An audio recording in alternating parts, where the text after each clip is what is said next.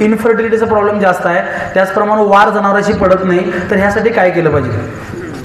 सगळ्यात महत्त्वाचं, वार पडण्यासाठी तुम्ही गाभण काळात काळजी घेतली पाहिजे, व्याल्यानंतर काळजी नाही घेतली पाहिजे. म्हणजे काय, कायम लक्षात ठेवा, तुम्ही जनावर व्याल्यानंतर जे जे काय काय करणार आहे, घालणार आहे तुम्ही, म्हणजे औषध असतील, न्यूट्रिशन असतील, मिनरल मिक्सचर असेल, ह्याचं डायरेक्ट कन्व्हर्जन दुधामध्ये होतं.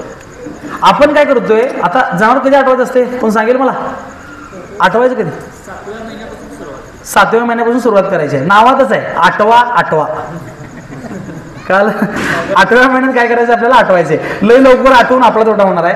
8वा महिना बास आहे जनावराला, 2 महिन्यात. पण प्रॉब्लेम काय माहितीये काय, आता सर जर आठवत असतील तरी 8व्या महिन्यात आठवतात. का माहितीये काय, त्याने 2 महिने भरपूर काळजी घेणार आहे त्याची, त्याला मिनरल मिक्सचर घालणार आहे, त्याला न्यूट्रिशन घालणार आहे, मग त्यांच्या जनावर काय उपयोग हे होणार नाही. आपण काय म्हणतोय, आम्ही 7व्या महिन्यात आठवलोय, खरं आमचं कसं काय प्रॉब्लेम आहे? पण तुम्ही 7व्या महिन्यात आठवल्यानंतर त्याला काय घातलेलंच नाहीये, भरडाच घालत नाही आपण, कारण ते दूध देत नाही. तर कधी गरज आहे, तर 8व्या नंतर ते तुम्ही जे काय हे करणार आहे, उपाय करणार आहे, मिनरल मिक्सचर घालणार आहे, किंवा हे कॅल्शियमच्या चुन्याची निवडी सांगितलं, हे सगळं त्याच्या अंगामध्ये स्टोअर केलं जाणार आहे फॅटच्या स्वरूपामध्ये. समजलं? मग त्यावेळी आपण, मी असं नाही म्हणत तुम्ही 5-5 किलो भरडा घाला, 1 किलो भरडा घाला की आपल्याला अडचणच नाही, बरोबर आहे? मिनरल मिक्सचर घालायला काही अडचण नाही. आपण काय करतो, त्यावेळी दूध नाही म्हणून बंद करतोय, आणि ह्याचा फटका आपल्याला काय बसतोय, तर पहिला वार पडणार नाही, आणि वार नाही पडली तर तुमचे सगळे प्रॉब्लेम चालू होतात. एकदा वार नाही पडली, ऑक्सिटोसिन कमी प्रमाणात तयार होतं, ऑक्सिटोसिन कमी झालं, जनावर दूध देत नाही, जनावर प्रॉपर दूध दिलं नाही, फॅट नाही लागत, दूध कमी होते, पुढच्या वेळेला मट्रायटिस होते, इन्फेक्शन होते, गाभ नाही राहत, सगळीच मालिका चालू. तुम्ही विचारलेला प्रश्न एकदम बरोबर आहे. गाभ राहण्यासाठी, म्हणजे गाभण राहिल्यानंतर 8व्या महिन्यात तुम्ही काळजी सगळी घ्या, जेणेकरून तुम्हाला काय करता येईल, वार पडणार. म्हणजे कॅल्शियम फॉस्फरस हे वार पडण्यासाठी काय काय लागते माहिती काय, एक म्हणजे ऑक्सिटोसिन नावाचं हार्मोन लागतं, जे मेंदूमध्ये तयार होते, पहिली गोष्ट.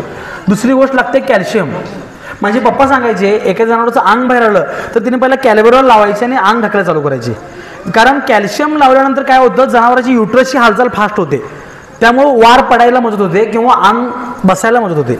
समजलं? मग हे कॅल्शियम वाढण्यासाठी तुम्ही चुन्याची निवडी पहिला चालू करा, जेणेकरून त्याची हालचाल चांगली होईल. त्यानंतर वेळेला तुम्ही लवंगा घातला, 10 लवंगा बंपामध्ये घाला, 100% वार लूज होईल. जरी लूज झाली, म्हणजे पडली नाही, तर डॉक्टर आल्यानंतर त्यांना इझिली काढता येईल, कारण असा जगात कुठला डॉक्टर नसतोय त्याला पूर्णपणे वार निघेल, असा शर्टासारखं असते, तुकडे निघतील त्याचे. तर तुम्ही जर ही प्रॅक्टिस केला तर काय होईल, वेळेला जनावराला जर मुळा घातला तरी पण फायदा होतोय. मुळा, भेंडी मगाशी मी सांगितलं ते तुम्ही वेळेला घालू शकता, 10 लवंगा घाला, आणि गाभण काळात जर आपण काळजी घेतली तर 100% वाराचा प्रॉब्लेम तुम्हाला नीट होईल. आपल्या इथं काही न्यूट्रिशनचा अभाव आहे, ते सांगितलं तुम्हाला मी, कॅल्शियम फॉस्फरस कमी पडल्यामुळं न्यूट्रिशनमुळे हे होते. वार कधी काढायची? वार आता जनावर तुमचे वेळ आले, कधी डॉक्टरांना बोलणार तुम्ही?